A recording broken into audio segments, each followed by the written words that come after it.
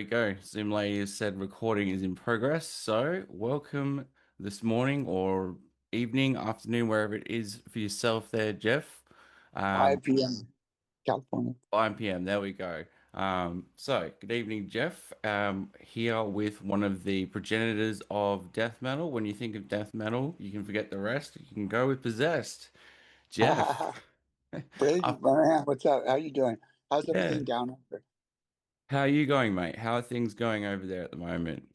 We're still if you're down under, so I guess up over's hot as it's hot as balls up here. Like in California, it's really hot. I Oh, I actually just woke up. I was up yeah. like making Wow. music, and so I'm on death metal time. So Yeah, it's fair good. enough. Yeah. Yeah. It's Uh, always 5 o'clock somewhere, they say. that's true. That's true. I don't drink, but my party is my bass. My bass is right here. So. Hell yeah. Been playing so Awesome. much music lately. My fingers are blisters. I got blisters on my fingers. Nice. Been giving them a bit of a workout. Fuck, man, I'm a fucking maniac. When I pick up the bass, man, I just won't stop for like 16, sometimes 20 hours. I gotta fucking fuck it. I get Wow. into it. I get in a, and I'm like, fuck, I don't want to stop, but fuck, I'm bleeding all over my shit, so I gotta. Amazing. So how have things been going in the possessed camp lately? So apparently you've been doing a fair bit of practice if you've got those blisters on your fingers. Well, I mean, I don't play in studio or live, Hmm. but I'm not gonna give up. I'm a bass player. Yeah. I just happen to not be able to play. Well, I can play bass and sing, I'm sure, but to me, well, I mean, yeah, I mean, to people with disabilities who play and sing, I mean, good shout out. That shit's phenomenal. For me, I mean, I think the show would suffer if I had to wear Hmm. like a Madonna mic, like, and just not, even that, like, it's just tough. I can't. It's harder to sit straight up and sing. Just it would. I would just be a dot the whole time, like just trying to. As much as I hate to give up my bass, like Hmm. I love singing too, and it's fun to focus on the craft of that, and Yeah. I- it's tough to be a death metal singer, So Hmm. Well, you've been a death metal singer for quite some time, Jeff. It's been we're looking at the 40th anniversary tour of Seven Churches. Can you believe it's been that long? fuck, man, that makes me what, like 46? No, I'm just kidding. I'm 57, man. Like, I've been playing since in a band since '79, and it just, yeah, it just, it's so fun. It's a part of your life, and it always feels like, like, you're like, fuck being an adult. I'm an artist, even though it is truly a trade and a craft and a Mm. business, and it doesn't feel like work, even though it's probably like 10 times the work as a regular job. Yeah. Yeah. Does it feel like because you guys had a hiatus from what was it, 93 to 2007? Yeah, Um yeah. and I mean, we're talking about nearly 20 years now. Do you feel like you're quite back in the groove of things with everything in terms of musicianship as a career? Well, I mean, I've been touring actively since 2007. Mm. So, I mean, 2000, yeah, 2007.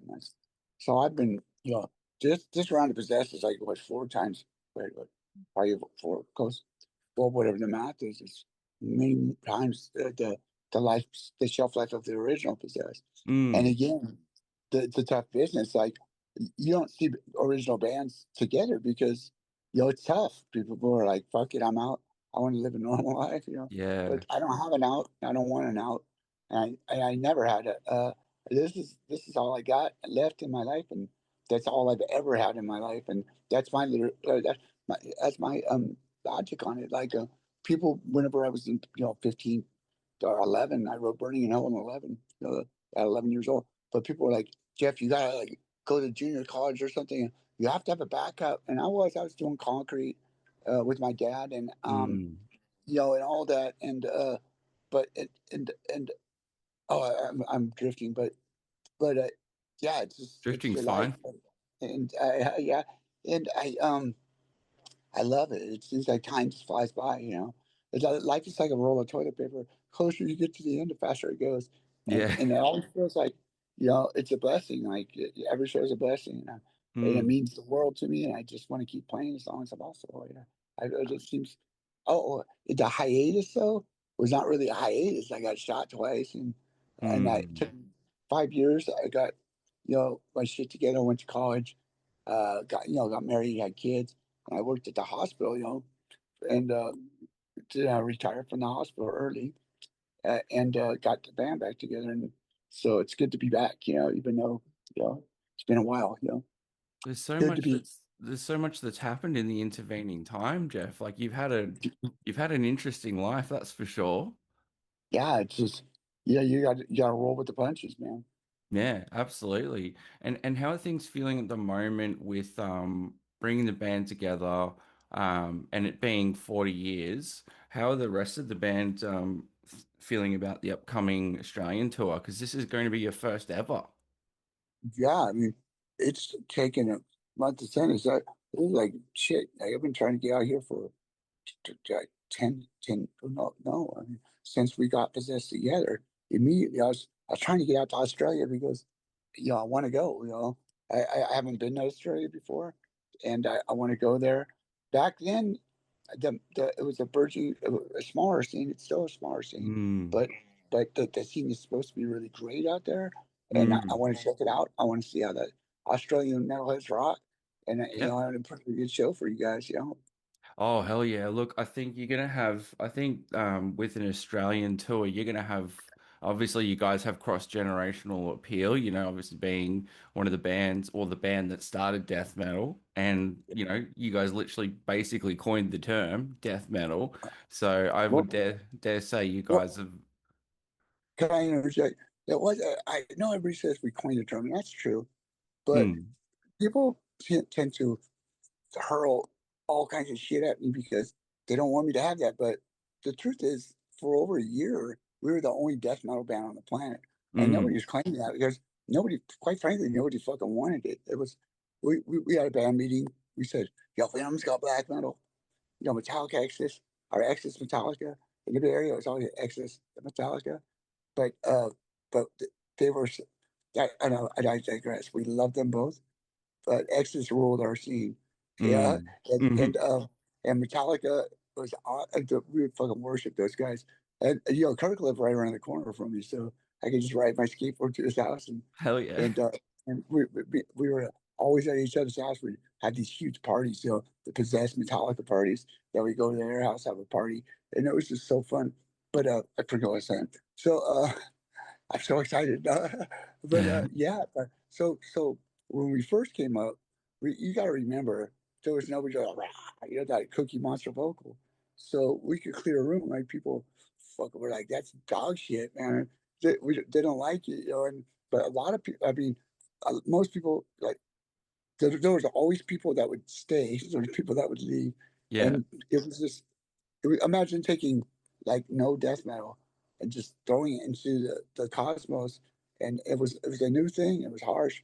The hardcores really loved it, and it took a Yeah. while to get that footing, And when it started getting popular, then everybody, started.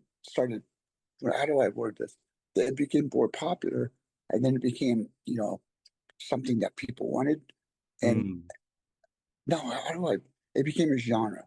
mm. I mean, at first, my logic was, we'll call ourselves Possessed Death Metal, and we'll be the only death metal band. And people would say, Possessed, that's that death metal band. It's very naive. I'm a teenager. And it Mm. wasn't until Chuck was writing, well, he moved down to the Possessed fan club house, Crystal's house. So he was right there with us when he was writing Scream Bloody Gore. And he was always really keen on, he loved me, I loved him, and he would go, check this out, right? And before that, I thought he was this monster riff lord that just sat on a couch, and then he showed me what he's doing, and he's like, "Listen, Jeff, I sound just like you." He's like, "Is that okay?" I was like, "Fuck yeah, it's okay."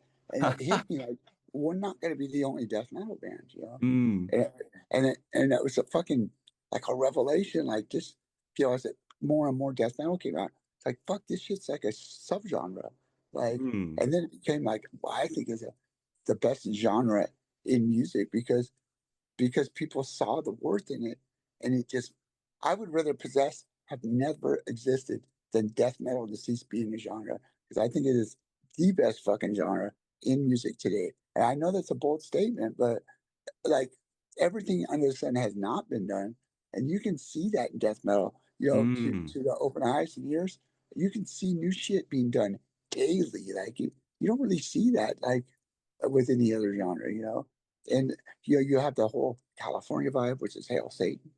You have the Yeah. Bible Belt vibe, Bible Belt vibe, which is zombies and guts. You know, you have the Asians out in New York, suffocation, incantation, immolation, whole different fucking thing. You have the European twists, and so on and so on. And they're all completely different fucking vibes. You know what I mean? And Does it so feel like death metal is so many different things, man.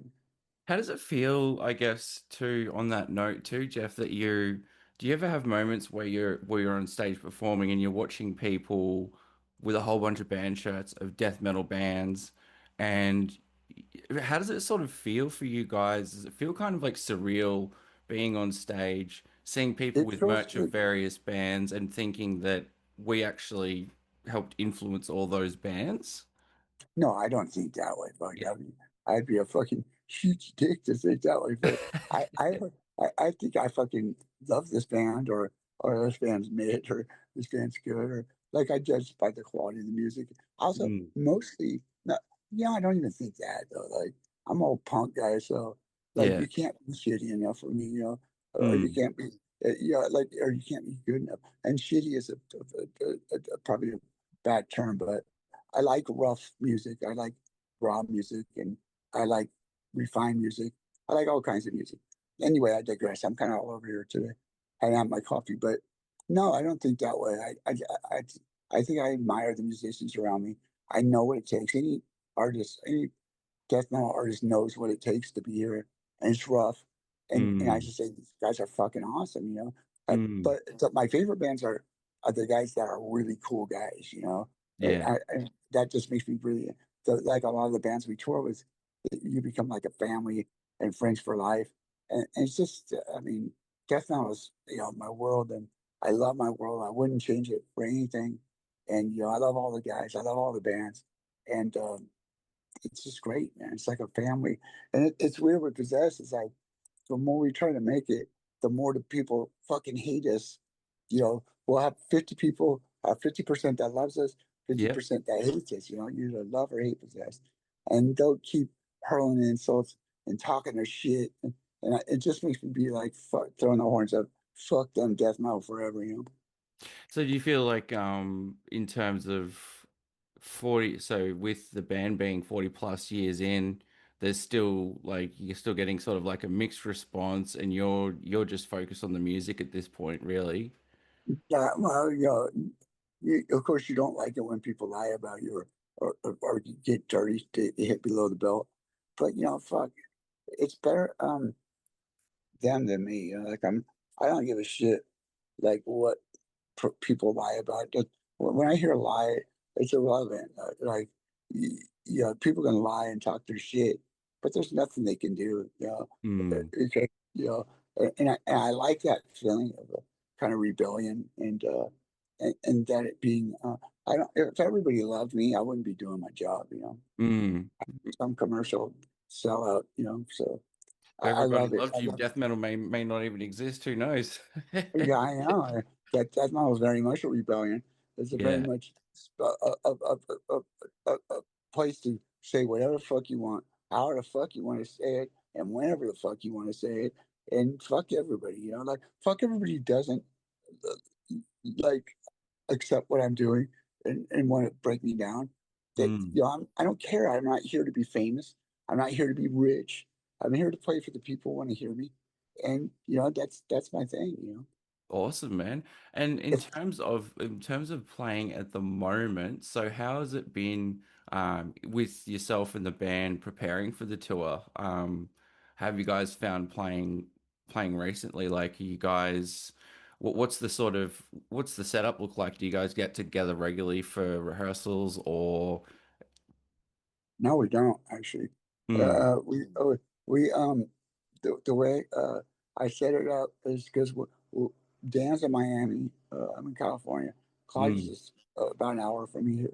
Here, we're both in California. Uh, Chris is in LA. Bobby's in Texas.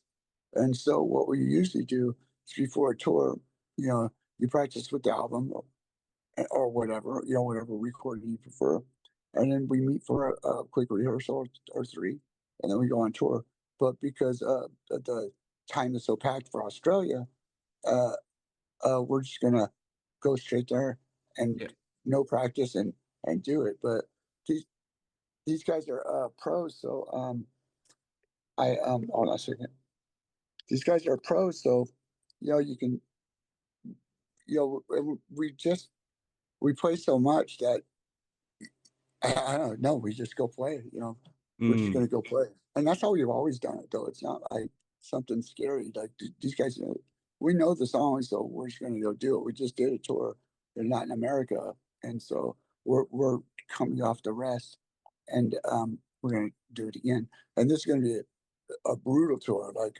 And of course, I threw my voice out when I was rehearsing.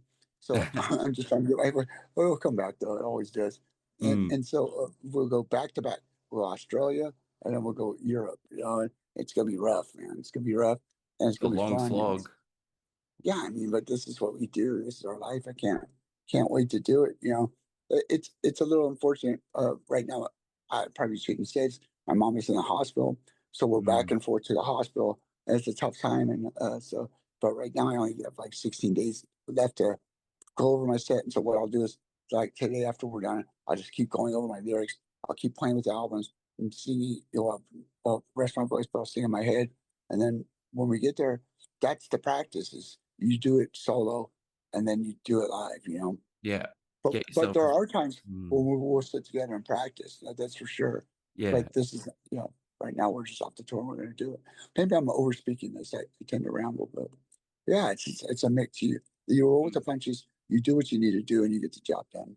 Absolutely. And in terms of touring Australia, um, obviously other than coming here for the first time and bringing Possess down, what sort of things are you most, I guess, either curious about or excited for with touring Australia? I've never been to Australia. I've been trying to fucking get to Australia Mm. since I got the band back together in late 2006. And for some reason, it always keeps falling through. Mm. I think I got sick a couple times. I was hospitalized. I don't know. There's a whole like there's been 10 fall throughs. So this is like a good victory. It's on my bucket list. I've never been down under. I hear the scene's great out there, and I want to just go play there and see how it works. I'm mostly there for the people because yeah, I'm kind of an existentialist. And when you get to travel, you get to like kind of get in that culture and see how Mm. things work. And I think that you take that home with you, and it makes you a greater man. I mean, mentally, the people are everything. I could be in any fucking country anywhere, and all I see is the dark inner room of, the travel, and then the dingy room of the concert, and then that's it. So I don't really see anything but the people, and that's what I like anyway. So I like vibe off the people, gleaning what I can for the music scene out there, and then incorporating it into who I am. Awesome, man. Well, look, I think you're going to get swarmed.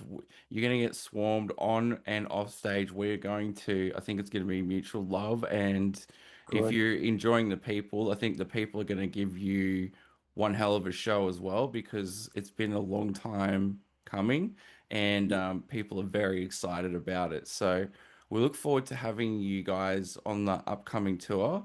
And thanks again for your time, Jeff. It's really been a privilege to chat with you today.